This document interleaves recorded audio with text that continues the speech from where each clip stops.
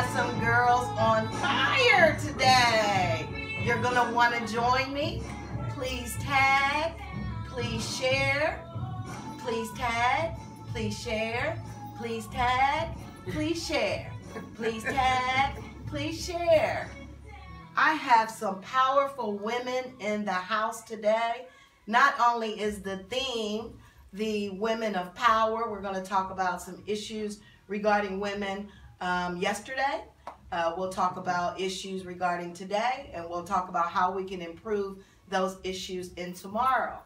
As I said, I have some special guests in the house today that's going to help me with this dialogue and this conversation of improving how it is that women can get better as we move into the future. My first guest is Christine McElmore. Yeah. McElmore. I told y'all last week that he does this and he does all this. And he told me before we first started that that's my camera. Yeah. Now that's my camera. That's my camera. It's Macklemore too. Macklemore. I messed that up. It's okay. It's all good. I practiced it and everything. I thought the L was silent. Because then there's not an A after the L. No, there's not. Trust me.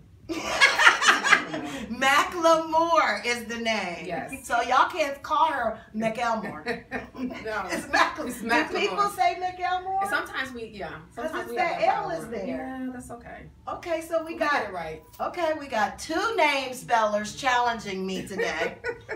We also have Mylan Sanchez in the house. And I'm going to allow for them to explain what it is that they do to help I'm going to have them explain what it is that they do as to why it is they are here representing this conversation as the woman expert. So, Okay. We're starting with you. Tell them what it is that you do. Sure. So first of all, excited to be here. Thank you so much for the opportunity. I think what resonates most with me, and I think as far as this conversation, how it's going to take place, is how do we go about empowering women and uplifting them and creating a community for them so they can find value and worth and purpose. We all have purpose. We all have value. And just trying to figure out how we navigate through all of that and how we can be a help to those women that need it so desperately. Okay. So that's one of the reasons why I'm here today. Well, you're also a true advocate. I am, yeah. I mean, again, I don't just ask people who I see who may do this stuff on Facebook. It really is somebody resonated something with me in a conversation that we've had. And almost every empowerment group that I've ever participated in, I run into you. Yeah. And I like that because it lets me know where your passion is. Yes. And you really take it serious. I do. Because you're normally on boards and a real leader in that community. So that is why she is here with us. Plus you are the president of the Central Ohio Club of the NAMBPWC Incorporated. CTYW. So yes, so excited to be here, excited to be a part of that great organization. It's the National Association of Negro Business and Professional Women's Clubs, founded in 1935. Our club was founded in 1982. So encouraged by the women that we support in that club and the work that we're doing in our communities. I love it. Thank you for being here. Miss Mylan. Right? So very similar work, right? I co-founder a nonprofit called Femergy. And the nonprofit works with girls and women in the community. And our goal is to empower girls to know they have options, whatever that may be, but then also how to access those options and provide them a roadmap to those. And then also for women, right? There's a lot of focus on girls and we love that. We work really hard with them. But then also there's a lot of women, like we were speaking earlier, that really need the support, that really need another woman to come and take them by the hand and guide them for what they need and what they may be lacking in their lives. So that is why I wake up in the day. That is why I live. That is my purpose. And I was really blessed to have found my co-founder, Christina, who along we created Femergy, which is female energy, and it is what we do now every day, which is empower girls and women. And I am here today to, not as an expert, but as one of the girls, to share with you guys, right? Because we're all still learning. Like when I saw expert, I was like, wow. Okay, thank you. I am an expert in life. But yeah, just sharing what my life has been, and then maybe, you know, for me, I would love to learn from each other because I've inspired, you know, a lot of power in this room, Yes. a lot of great spirits and energy. So I am just excited to share with everyone the conversation. Well, thank you. I love that you guys joined me today. Again, when we have these conversations, you are the experts only because of your passions. Yeah. A lot of times that word is used simultaneous in a lot of industry. But the way I look at it is somebody's passionate about that. When you're passionate about something, you normally study it. Yeah. You normally watch other people do it. You do more, you're involved more in it than other things that you're not passionate about. So hence why it makes you an expert. Plus you've branded your business and all of that. I'm like, girl, you an expert. Yes. Yes, I am. Go ahead. You can go ahead and add that to your resume for free. So let's talk a little bit. Today it is a huge conversation about being a woman. The evolution of being a woman is much different than it was when our grandmother was a woman. That's right. But we also have to understand that being a woman is evolving. Based on your own experience, Christine, can you tell me, how do you see the woman evolving? You know, that's a very interesting question. So I think about that question, and I think about my mother, and then I think about myself today. So her yesterday, and I think still some part of what she's currently doing even today in her 70s and the work that she's still committed to. It is an evolution, but there's still certain parts of what we can pick up from that generation that we still carry forward, right? I totally could give an example of what you think that could be. So work ethic. Okay. How we show up every day. How do people perceive us? How do we resonate in a room with people who may not look like us, you know? So, you know, as a model to someone else, how do we have conversation with that? You know, making sure that, you know, where you are, and this is something that, you know, Pastor said this morning during service, where you are is not who you are. Right? And so just figuring out a way how we can help in that dialogue and that conversation and get those women to where they need to be. Well, that's a good point, because when I think about the evolution, it seems like we want to wash the plate clean sometimes and almost start something over that didn't much work. So to me, the evolution of woman went from almost grandmas who was basically at home. And we jumped to, and this is me being extreme, I'm going to challenge y'all, and I'm going to be the extreme person today. We seem like we jumped to superwoman. Because we went from grandma at home, taking care of the kids, cooking, being a domestic engineer, to almost being this professional woman. But that didn't mean you still didn't take care of home. That's right. So how do we process being superwoman? How did we process that? But I feel like our grandmothers were superwomen. I do too. I think it's just a different view of what a superwoman is now. Right? Because I consider my grandmother to be a superwoman, raising all of those children. I think over 12. That is a job that there's not enough pay, right? So if you think about that, but they were superwomen. I think society has made women almost look at taking care of your children and being home as a stigma or a bad thing. Like if you choose to stay home with your kids, it's like, well, we have worked so hard to get us equal, all of this. And that's why I'm so passionate about what we do, because there's nothing wrong with taking care of your family. If you choose to stay home and you choose to raise your babies, that is a choice. What I have a problem with is when that is not a choice that you have, right? When it's not given to you as a choice, or you cannot make that decision for yourself. That's where I see the challenge for me. But I want girls to do what they want to do. Like if you want to be an engineer, you want to, you know, go to NASA, or you want to stay home, that is your choice. You get to make that, but you have options. So I think how we interact with other women, and sometimes we as women make those women feel bad when they have chosen family over, you know, being an entrepreneur or doing other things. Not everybody's meant to be an entrepreneur. Not everybody's meant to have a nonprofit or do certain things. You have to find your passion and follow that. So as a superwoman, you have different versions of what a superwoman is. Our grandmothers were superwomen, and there's many things we learned from them, and we are where we are today because of them. Well, when I think about the term superwoman, I think is, I don't want to be a superwoman. I just want to be a great woman.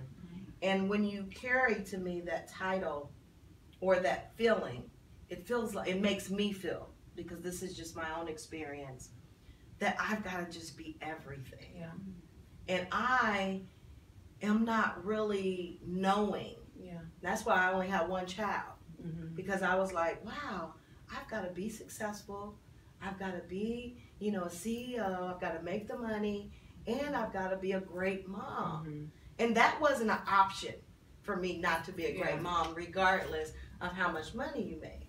But I'm still struggling with that word, superwoman. Like, heavy. do we want that responsibility? Is that a benefit? Mm-hmm. Is he Superman? Mm-hmm. Yeah. No, he gets to be just a man. Right. Yes, right. Right. But it's heavy. It's so heavy. So we find ourselves We come in the carrying all of world. this weight and baggage. But thank God for Big Mama, and thank God for our grandmothers, because if we really look back on what they had to endure and what they had to deal with, the resilience of it all, they were superwomen in their own sense, if you choose to use that type of definition. But they were just doing what they had to do. They were. That's it. They were survivors. And that's what you do. And that's what that's what you do. That's what we do. We do what we have to do to support our families, to support our communities, to be the absolute best that we can be. Each and every day we give it our best. Well, it's been said that depression rate has increased. So when you're looking at, and this is amongst mothers, Right. so when you're looking at less advantaged, our grandmothers were, obviously less finances in most cases, especially when you're talking about African American community. I'm just being honest. We have a lot more privileges, a lot more education, a lot more advantages, but the depression rate is higher. What do you think that's attributed to, based on your own personal experience with friends and family members? Yeah. It's the pressure, right? We just talked about the pressure to be perfect, to have to do it all because of what people may perceive. If you drop the ball, per se, in one area of your life, then you're not successful. You're not a strong woman because you're not juggling all the balls at the same time perfectly. And that causes a lot of depression. Social media has made it to a point that we are comparing ourselves. You want to be miserable? Go on Facebook. You want to have a bad, you could have wake up like, thank you, I'm alive, I'm so excited about everything, and I have a home, I have food, and you go on Facebook and somebody's in Tahiti, and you're like, I should have been there, why am I in Fiji? Like, and you have all these things. So I attribute depression, a lot of the mental health issues right now we're having, to social media and the access that we have. And social media is a great thing. Look, we're speaking with millions of people right now. That's the positivity, the positive of it. But the not so positive part is when we have let the opinions of others judge our happiness and kind of guide, our roadmap to life. And we don't have our own compass, right? Because we're not sure. So then we're using other people's suggestions. And, well, I'm not happy. Even if you were happy with your, Superman, your husband, and you're like, well, he got her flowers and he did this, and now you're comparing. And that comparison is really key. And not just for adults, but for youth. So I think that's where it starts, which is why I tell girls and even ourselves every day, know who you are. Find happiness within yourself. Be okay with what you're doing, because if you don't, when you see something different, doesn't mean that it's better or worse. It's different, and you feel like you should have that at this moment. That causes a lot of the depression and a lot of the sadness within. And then you may not have someone to talk it through because we're faking it to make it. Yeah, that's right. Well, when you think about it, they always talk about images. And we are driving images into our minds constantly when you're on social media. And I don't think, I think emotionally it begins to affect you, and you don't even realize how those negative imageries are affecting you because you're just used to operating in it every day. So with us knowing that social media is a problem, when we're thinking about, okay, we address that depression is higher, and we attribute it to social media. And a lot of it is stressors too, right? So there's a lot of stressors that women are faced with today. And I'm not going to say more so than they did in the past, but there are stressors that our young women are dealing with that are quiet. they keep it only within the four walls of their home, right? And so I am a believer of therapy, but how do we, first of all, let's understand, let's call it what it is. This depression was not, it's not just real in our community today, but depression also happened in my mother's generation, my grandmother's generation. We just didn't talk about it, right? And they called it nervous breakdown. Right, you got the blues. The nervous breakdown, and they went somewhere. Yes. Where did they go? I don't know. Wherever they went, they didn't get it right. Was that familiar in your culture? Because it's generational. Country, absolutely. Yeah. So I don't ever want to disrespect. You know, where are you exactly from? The Dominican Republic. Dominican Republic. Yes. So you can always chime in from your culture's perspective if I am incorrect at all. You know, because I'm more or less talking about the African American perspective. But please add value. Absolutely. I'm sure there's some Dominican Republicans that need help in this conversation as well. I think we share that it was like a taboo. Yes. Right? Right. We don't talk about it. That was something that you didn't talk about. But so that was that time. Yeah, but you could hear, right, that your aunt went somewhere for a while, right? And there's a lot of things that I learned as an adult woman that I didn't know and that it makes sense. Yeah. You know, my mom went through depression, you know, she went through her time and she would be in a room for months. And I wouldn't see her because she just didn't have, you know, the coping mechanisms to deal with the stressors.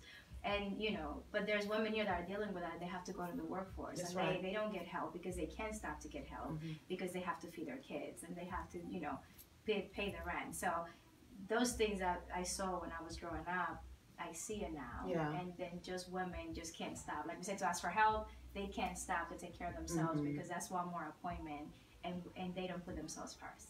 Well, I think again I have to go back to almost social media. Yeah. Because you said something that hit home with me.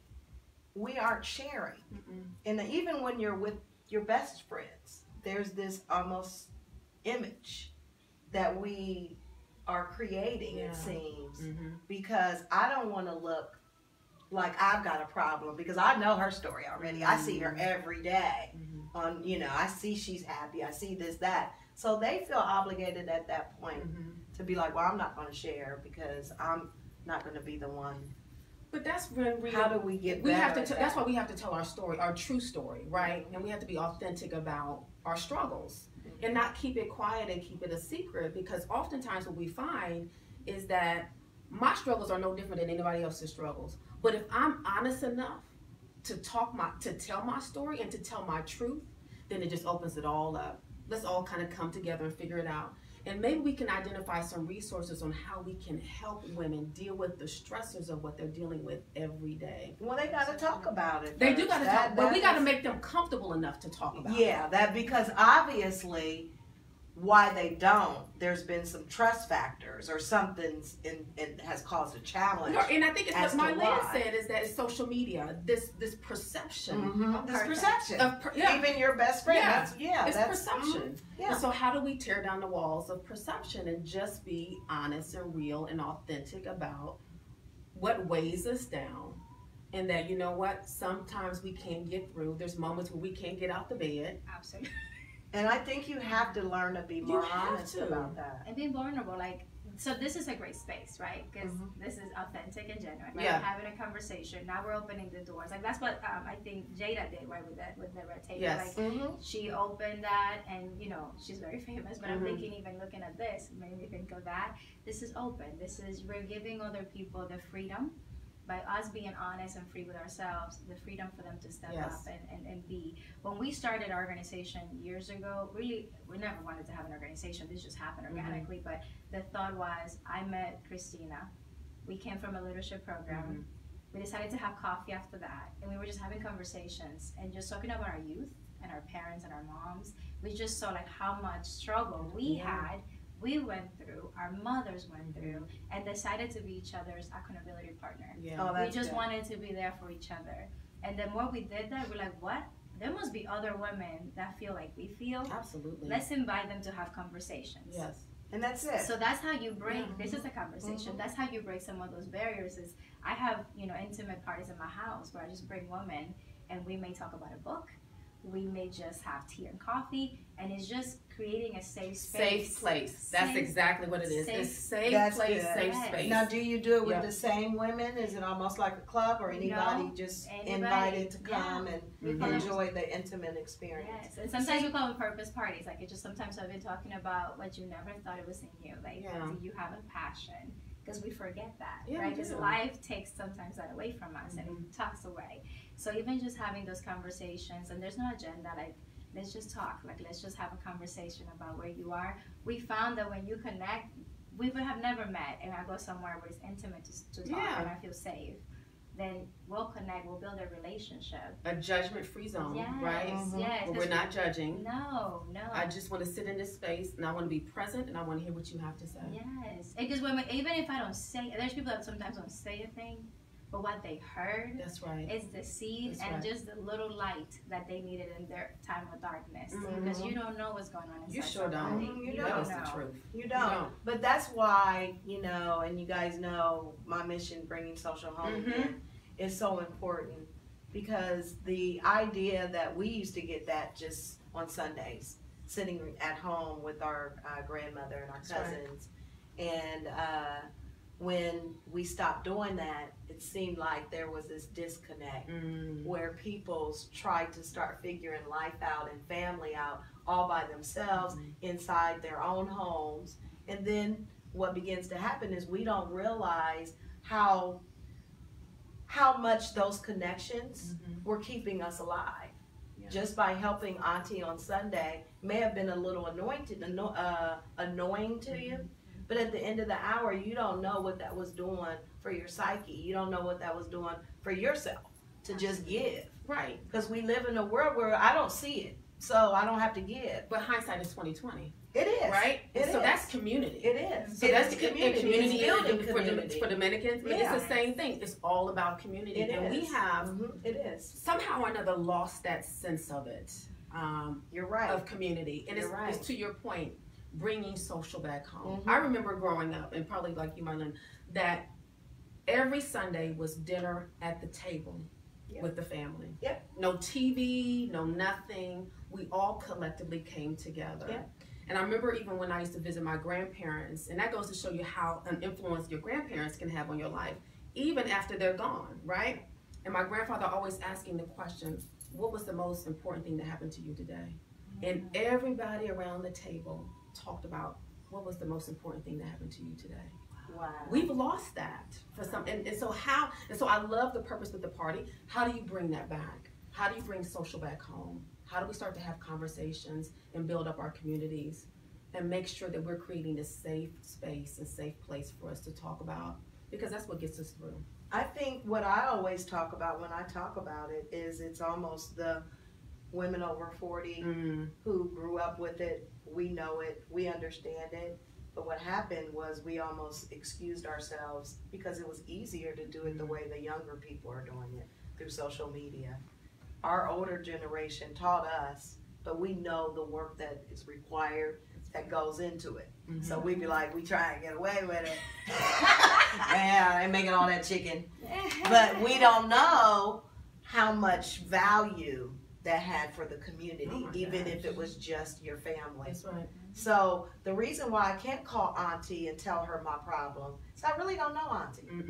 I know Auntie at a graduation, at a wedding, at a funeral. But for Auntie to look at me, I know my niece so well because we are together often. I can look in her eye and be like, what's going on? Whereas, and that was because that was how we grew up. That's right. But I feel like now a lot of children don't have that. We cleaned home for 20 years. And one of the things that was very valuable in learning in a home was sometimes the kids was very aggressive. They would be so excited that I was in that house and they was talking. They followed me around the house and I was like, what's going on here? Right. So I didn't understand until I started studying social or lack of social skills at home, how these children don't have company. So they were on fire when somebody came in. That's why they was following you around. They needed somebody to talk to. They needed somebody to talk to. Right. And so we discount that generation. When we don't allow people to come into our homes, because we thinking we all secure. We trying to keep people. I ain't letting nobody steal my TV. Well, I mean, but your children, the social skills that they learn from seeing their mom and laughing at with the neighbors is priceless. It sure is. And now our children, I feel like, are challenged with just simple, general social skills. That's right. Absolutely. Now, do y'all address that in the empowerment groups? How does that work with young women as far as getting them comfortable? Because we've positioned them to almost not be social. Yeah, I think you're spot on. I think one of the things that I talk about when I mentor young women is, we talk a lot with our hands, right? So we are very, so I talk a lot about, like interview skills and how do we need to show up? How do we communicate with one another? Make sure we have a firm handshake. Make sure that our nonverbal. We need to be very thoughtful around our nonverbal, because, like for myself, if I'm slouching or if I have a facial expression that may not be so popular and well received. So all those things are things that I try to bring to conversation so that these young ladies are thinking about. Even if it's a phone interview, I need you sitting up straight, hands in your lap, dress up. I don't care if it's a phone interview, dress up.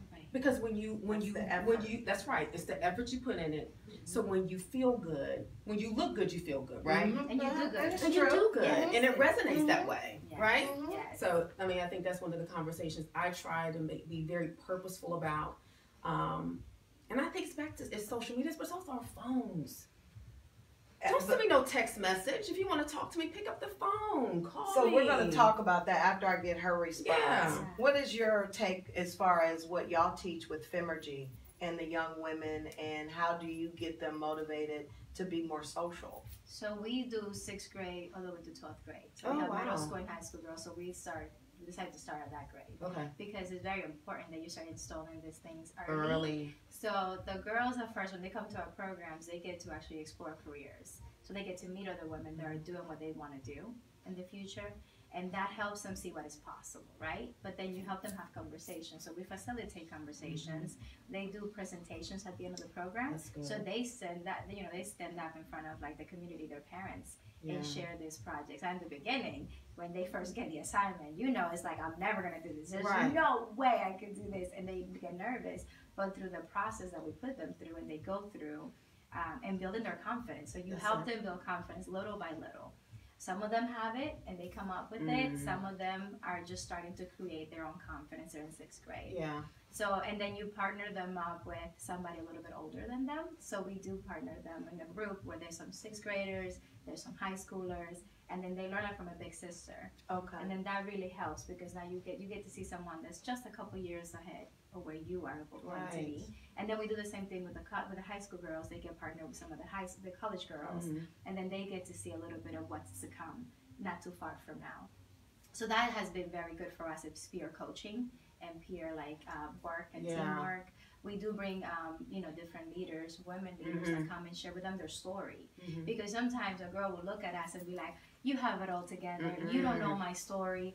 At home, I come from a broken home, you don't know." But when they hear us speak and they hear our story, because we share that, or when they hear your story, they're like, "Wow, okay, so they do get it. They look amazing. They have this amazing life, but they get it." And I think that's what you need, sharing your story. There's power in your story. It really is. I hear that constantly. Yes. I hear that constantly. I think one of the things that I love about empowerment, and you and I talked about this, so it's going to sound a little redundant, but what I love about empowerment is that it makes me want to just soar. I see especially when you're impacted with other people, you can feel the energy, like, let's just go do this, we can do this. I love empowerment. It's the new church. You don't have to go, you don't just have to go to church to feel empowered.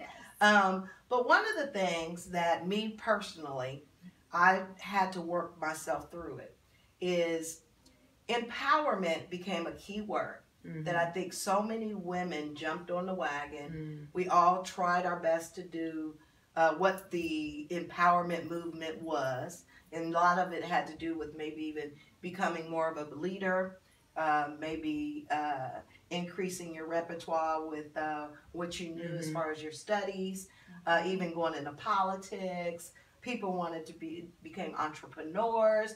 This burst just happened. Do y'all feel that?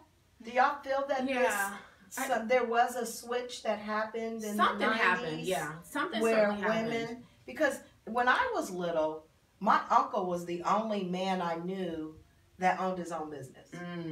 Now, I'm not saying that there wasn't a lot of other people, but in my community, who I knew was my uncle. Whereas now, I talk to people every day, and they may work, but they also have a passion, or they have a small business, or something that makes them enjoy their passions. They do what it is that they enjoy. What I'm trying to say is that I think we went sometimes a little too far in empowerment, because the woman who literally, let's say, who works for the state, she goes to the empowerment. And they're like, look, I just want to work and go home and take care of my family. That's it. That's my empowerment. But when we're at the events, they're like, you got to be a CEO. You're going to be a leader. You're going to own a business. We can do this. And she goes home like, I'm a loser. And I think we've got to be responsible for our conversation. Because I've been at them. They don't ever talk about, and I know we got mommy conferences. But I want to be empowered. But I don't want to be an entrepreneur. I want to be empowered, but I don't want to be a CEO. I just want to be empowered because I just want to be better at being myself. That's it. And why do I got to be that? But you don't have to be that. So I think, and that goes back to knowing what you want, right? Because like I said, if you don't know or you're not trying to figure it out, because not all of us know, and I think when I know, I change it. You're going to take suggestions, and then that's how you start feeling like kind of bad about yourself, because empowerment is really what you make it. Like, I am empowered to dress well. Like, that to me is empowerment. You're empowered to finish high school. There's different ways that you can take that word. I don't like when people try to make other people want something that they don't want. Well, I think it's because the buzzword made people directed to something specific. And empower, to me, is elevation. Which that means, if we're just using words and we're just being logical about how other people can feel based on how we are communicating. Empower means elevation. I'm empowered, but I don't want to do that. So does that mean I'm not being elevated? That's a good point. I think, I think back to what Mylene said, I think we have to be careful how, to me, it's almost like labels, right?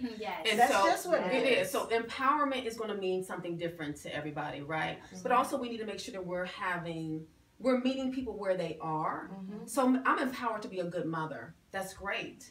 That's the number one hardest job in the world. I'm empowered to be a good human being. But we don't talk about that. We don't talk about that. We be like, CEO, entrepreneur. You are. I just want to go home and I want to make the best cookies. So you are empowered to make the best cookies. But I don't want to sell them. No. And I'm empowered to take them. And that's okay. But you're at the empowerment group. And they're like, you need to sell those cookies. And you're like, I really just want to make them for my lunch. And I think it's back to labels. And I think it's also about, when I think about success, and I hear people use the word success. Success means something different to everybody. It sure and it should. And it should. And it's okay, right? And it's okay. So making sure that we are back to that safe space and making sure, listen, we're talking empowerment, we're talking success, but it's whatever you want it to be for yourself. You just take the steps to do what you need to do to get there. And guess what? I'm going to be here to support you. So that's what we have to make sure that we do. share that message, including with Femergy, with all of the empowerment groups. Yeah. Because when I am watching, you know, I'm the lifestyle expert, paying attention to emotions. And I'm sitting there like, oh, she's not doing that. No. And she's not coming back. Yeah. Because we just failed her. We got to speak life to people. We've got to speak life. We got to speak life and we've to got to people. not make, we got to watch the elevation. We got to. Because everybody's at a different level. Everybody doesn't want to be there. That's right. And that is okay. And it's okay. But they need someone to tell them, like, I love helping people leave their jobs and start their purpose. Like, right? If that's what you want. But I have told 2 people in the last 2 years, you don't have to leave your job. Yeah, like, that's another one. And they're probably like, oh my God, thank you, right? That's a great point, because that's another one we're making people feel bad for working. You're not an entrepreneur. I ask them, I'm like, do you like what you do? I love what I do. Do you have the flexibility to do your passion? Yeah. Yes. So why do you want to leave it? Well, because people say, what do you want to do, right? And they look at me and I'm like, and because it has happened twice so far, I'm like, okay, there's also another trend, right? And I think with our program, we're not telling people leave your job and start a job, start your business. We're letting you know, what do you want to do? Let's figure that out first. Once we know that, then we can help you. And we'll give you the tools and the resources to help you. Yes, and the connections and resources, right? So maybe what you want to do, because I remember when I was in corporate, what I wanted to do was be better at my job.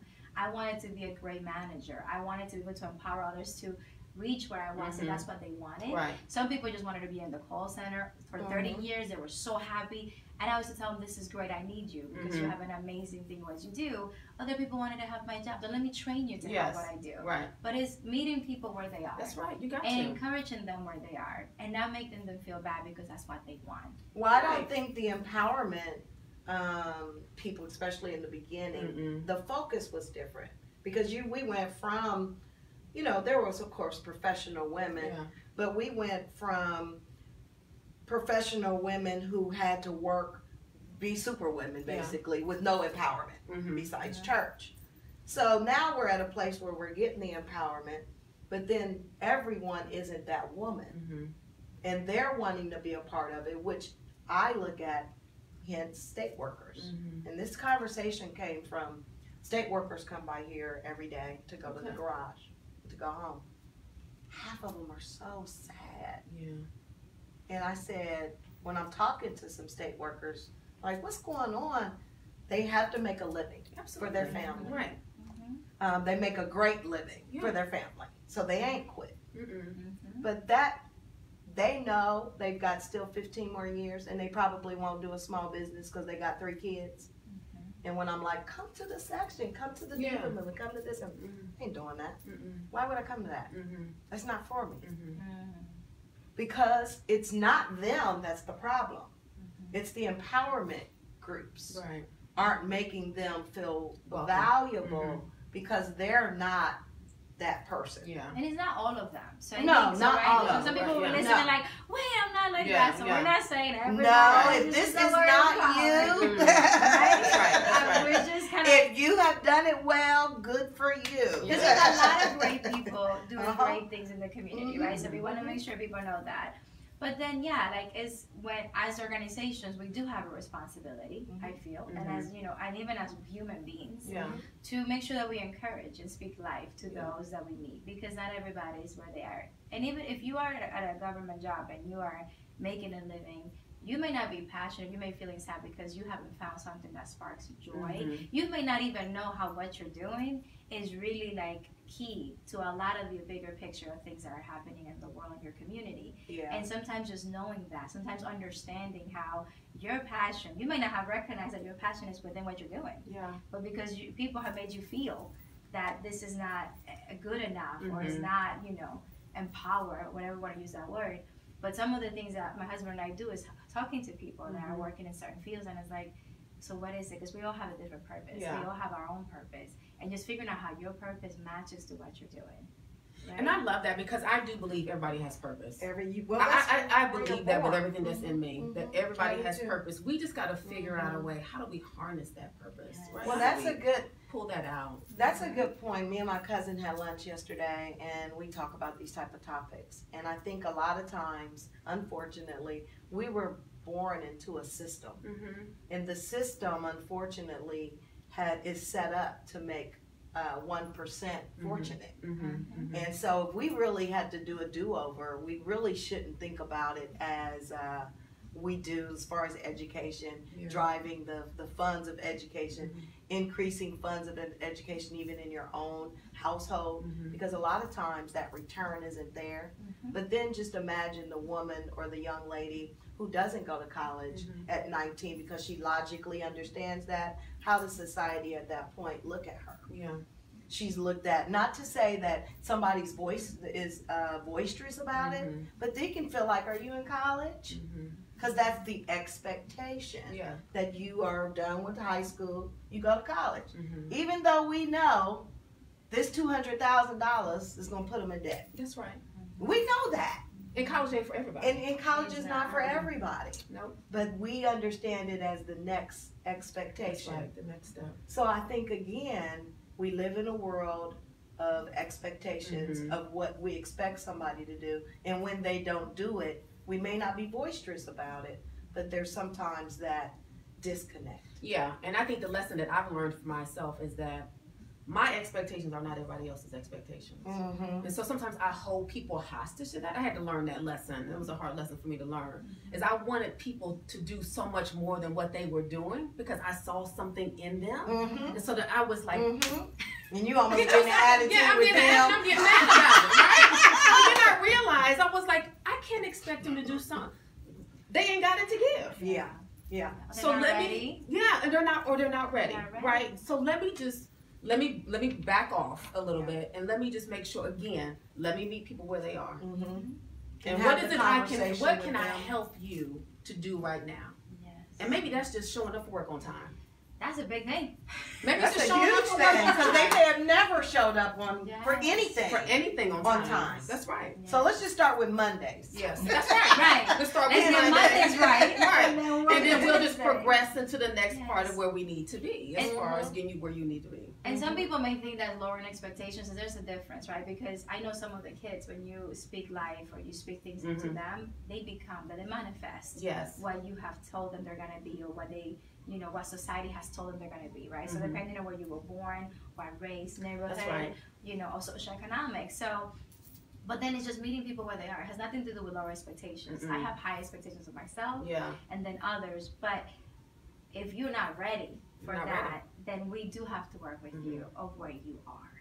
And as leaders, we have to recognize that. It's our responsibility. We have to recognize that. And then not judge. Because, for young people, especially and I think even for adults, their kids, one of their keys for their success is having a non-judgmental adult in their lives.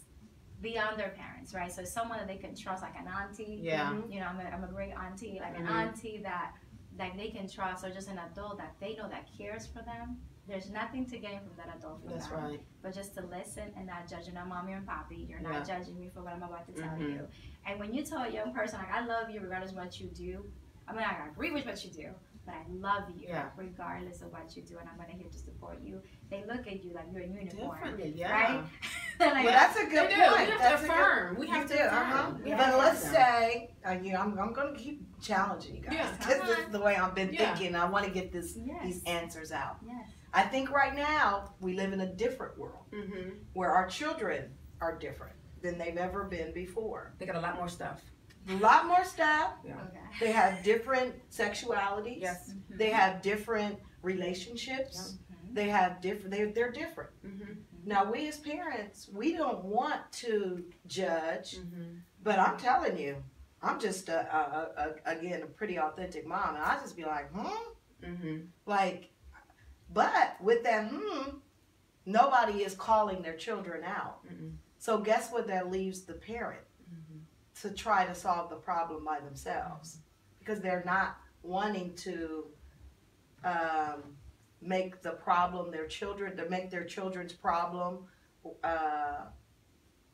a conversation Yeah. with someone. Yeah.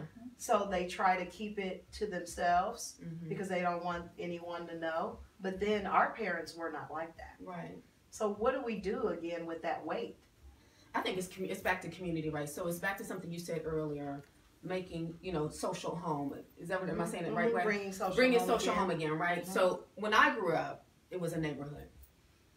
There was Miss JoJo, Mr. Tommy, the Finches, the Fitzgeralds, the Wills. I mean, there's a whole community of people that were looking out for my best interest Mm-hmm. when I didn't even know it. We would have dinner at their homes. They would have dinner at our house. How do we get back to that and creating community? Because I really believe that's what it is. I mean, I'm not going to tell Johnny at CBS No. what just happened. I'm just not. You're not going to do that. It was that one uncle Yeah. or that cousin or that friend, Mm-hmm. that one, because it's normally not everybody, even in your family, that you could just open up Yeah. to. What are we doing with that weight as parents? It's heavy. It's hard. I think you do build a community. I think sometimes we in our home try to build community for the kids, That's right? right. Like, and I find like my husband does that a lot. Like he has, from his from my stepson for his 18th birthday, he invited all these men to a dinner, Mm-hmm. and he said, "This is your village, right? Like these are men that have given to you through the years, and that if you can't come to me, you come to one of them." And I thought that was That's powerful. That's That's powerful. powerful. blowing to me, right? That's It's like, powerful. they all wrote him a message in a book. Like so that's building. So sometimes our young people don't know how to build their village. Some do, some Mhm. don't. So as parents, we can do that. That's one thing we can definitely give as a gift. Instead of thinking of the material stuff, think about what village could I create? Because we don't know about tomorrow. We're here today, and God that's bless. right. I'll be here for 100 years, but we don't know. And I think for women, we should do the same. Yeah. So to show girls, because girls in middle school especially are doing a lot of bullying things, and they encounter Mm-hmm. a lot of racial aggression kind of things, Yeah. where they're not trusting women. Well, Because early on they're being, hurt by Yes. other girls. Yeah. that's a good point. But when you think about the value of where women are, I should say, wait a minute, I lost my point. You said something. I'm sorry. It's okay. So as it comes back to you, Yes. we want to create that village for our girls, right? So for our girls, we do the programs, we Yeah. bring the women to create that village in our homes. If Yes. you're not in this work, then you can create that village. So you have a sister, do you have a best friend, do you have maybe a teacher, or someone that you can show the girls, look, we're all here. Because that's basically what we had. Yes, as the we have with village. our aunts. Yeah, that was a village. That was it. Yeah, my daughter was raised by a village. Yeah. My But daughter was everybody, raised by a village. your daughter was Right, raised by you a know. village. So They was sure I. were. Yes, yes. But today, so we have now, again, I'm being the devil's advocate, we have the mothers that are, what do they call them, helicopter moms? That hover over their children. They- yeah. And that's for Yeah. real. I Yeah. heard Yeah. that, yes, It's for yes, real. Yeah. Yes. And so me being the, I'm sort of old school mom. Yes. How do we have that conversation? Because we understand that that's not realistic. It's not. I mean, But they're sitting right next to us as their friend. Yeah. I've got relatives. I just be like, well, let me just go on home because this little girl. But you know what I think it is, little though? boy. You know what I think it is, though, Rita? I think it's because there's so much now that's happening in the world Yes. today. They're afraid. They're afraid. So fear has taken over, right? Mm-hmm. So again, back to social media, back to technology, back to the internet, and all these But things. that's the that are- village again. I know, but You got to drop them off at cousins You got to. now. But you also have to equip your children and give them a foundation and infrastructure. So again, back to the village. So one of the things that I did with my daughter, so my grandmother, which was her great grandmother, helped raise her. Her village. My mom, which is her grandmother, her village. My church, her village. All these things. And I didn't know that was a village. It was just things that we just had to, I couldn't take care of her all by myself. I was 17 years old. I needed some help, right? But there were people that stepped into my life and said, listen, I got you. So Right. what happens now is those parents are either offended, they don't want to give the child to the village because they're like a hoarder, Yeah. or the children aren't, they become comfortable in their own little zones. It's Yeah. like, I don't want to go over grandma's. It's a lot. It's different. It's It's different. making them. So sometimes kids don't want to do something, Mhm. right? Like they don't want to talk to an adult, or they don't want to go volunteer at this event. You know, as an aunt, I take my nieces. Like, I have my brother and his wife are great. Like, I said, hey, I'm taking my 2 nieces out. We're going to volunteer at this place. Yeah. And at first, they're like, why are we doing this? But when we're done, I have had them thank me. Like, thank you for bringing me to serve and to learn. Like, you know, so we, because of the where they're being brought up and in this society, their friends sometimes are not serving. Their friends are not doing certain things, so they don't feel like they have to do it. And it's annoying. That's exactly it. But we not that we know better, but we know that by serving others, right? So maybe it's hard for you to create that village, but help them serve others, because there's so much you get back from that. Yeah. You can teach them a bigger lesson by, instead of you lecturing them, by showing them. Yeah. Take them to a soup kitchen. Take them to Dress for Success. Take them to a gardening event. Take them to something where they have to use their hands. They're not using their phones. Yeah. And they're doing something with their hands, giving back to the community. That's a great lesson. But at first, they don't want to do it. Well, yeah, because it's not normal, right? It's no longer. We have lost that normal where I had to do chores for friends and neighbors. Like my mom's like, go over there, help. Well, now it's I think it's like I said. Are the kids the boss now? They do what they see. Yeah. Right. Yeah. And when you allow them to do it's like the moms or the parents are a little different. But it's like when you are flexibility. So you tell relationships, right? Like you are treated the way you allow people to treat you, right? You teach people how to treat you. So it's the same thing, I believe, with the youth. Like I haven't birthed a child, but I have mentors, so many, and that I've seen what it is the difference. Children do love discipline. I don't agree with abuse, but I know that neighbors could give me a whipping if I did something. I was like, I didn't want no neighbors to say we are. I would get a whipping and I get one from my mom because the neighbor told her. So I was like, oh Lord. Yeah. But that was back in the day, right? That's how we were raised. And we had respect for our elders. There's something fundamental about, how we were raised. Respect for elders. Yes. We have the respect for elders. I still require people to call me Miss Christina. Yes. Young people, you're not going to call me by my first name. Right. No. I'm Miss Marlene. Yeah, you're not going to call me Christina. Right. No. And at first I felt bad. I'm like, what about them? Like, no, you have to teach them because they may not know. That's right. That's true. You don't know what you don't know, right? Exactly. And I don't get offended when young people say yes, ma'am, or no, ma'am. I don't, because I believe it's a sign of respect, and I'm honored by that. And I know some people that are like, oh, don't call me yes, ma'am. No, you call me yes, ma'am, no, ma'am. If that's how you were raised, that's how you honor me, right? I'm not mad at that. I'm not either. I think again when we speak on all of the conversations that we had today. Yeah. All of the resolution can be centered around the village. Yeah. I think so many parents now, and it's due to circumstances where now siblings live out of the state. That's right. It's geographical. It's big. It's not. We used to all come from 614. Right. That's right. So now people aren't able to create relationships with their family like they used to. But I think it's important that they build it. That's right. They build the community. Now it's not Aunt such because she lives in Ohio. Yeah. But the neighbor Missy is now going to represent your aunt. That's right.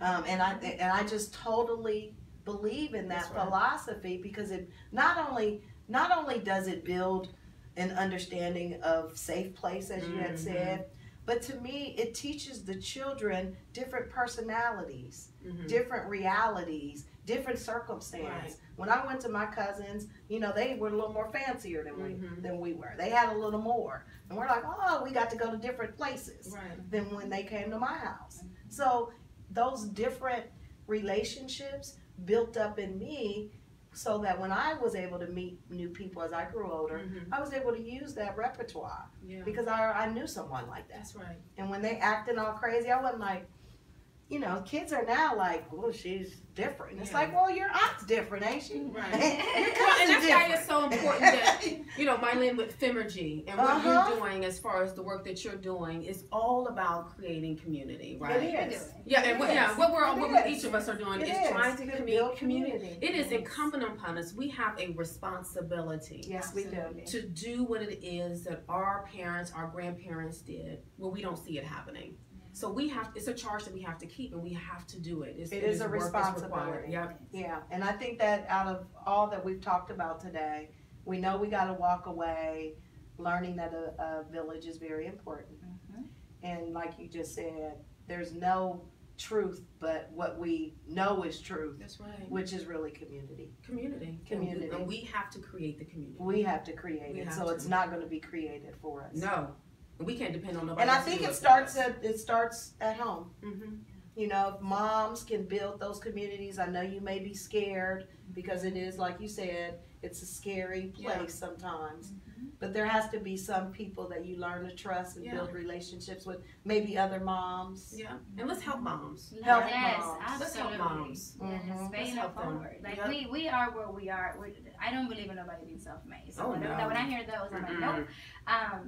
We are where we are because someone helped us. That's right. Yes. Not just one, maybe many. Yes. That's In right. my case specifically. So it's our responsibility That's to right. pay it forward. And then when you help that person, for them to also take on that responsibility That's right. to pay it forward. Because some people ask me, well, I have to pay you. I'm like, no, can you help someone else? That's all. That's how you That's pay That's me. it. That's how you That's pay it. me. Please That's help it. someone That's it. else. And then the ripple effect. And How just- amazing would that's it be, it. right? If we all just pay You know how it many forward. lives are changed? I knew there was because of something that? special about you. That's Yes. it. That's it. You're a giving person. Yeah. Yes. You know, you can see that in people. Yeah, you can. Just in their whole energy of things. But that's not common today. Everybody's not a giver. Actually, I did a study on it, and out of a space of 10 people, there's 2 givers. 2. So need to now change we that. live in a world where those 8 people are looking for those 2. So we have to change our perspective about when we're in a space. What you're thinking, oh, I'm about to be happy because I'm about to give somebody, and those 8 people sitting there like, yeah, I'm about to get her. Yeah. But So it's a different way of thinking, but just carrying that protection. absolutely. And I'm being aware. And Like, you're you being know, I aware. was super That's naive. it. I know. That's it. I know. That's it. But then knowing that I do, I do good because I know that is my responsibility. It's what makes my heart smile.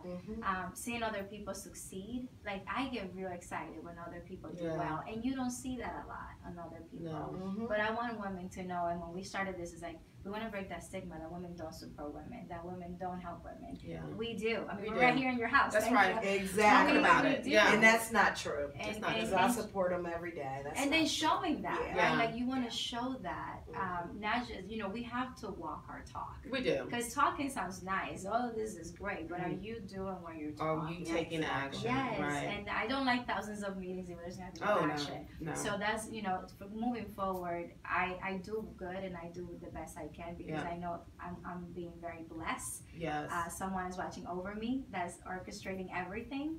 And then my prayer is very specific. Bring me those people. I'm going to help them with their purpose, or they're going to help me with mine. That's right. The rest, I want you to bless them and help them find those that will. Because I may not be it, so help those that will. And too much is given, much is required. Absolutely. That's right. Well, we've been given a little direction by the man that our time is coming to a close. But before we close, we got to give acknowledgement to our sponsors. And this time, normally we do a little commercial, but I'm going to give you guys some gifts. Thank you. Now, what I'd like for you guys to do is to open them up Wonderful. Yes. and pull them out. And when Okay. you pull them out, we're Yeah. going to talk about the sponsors. Am I supposed to read this card too, or no? Was that supposed to be yours? That wasn't supposed to be yours. The gift is inside. Okay. Now you know.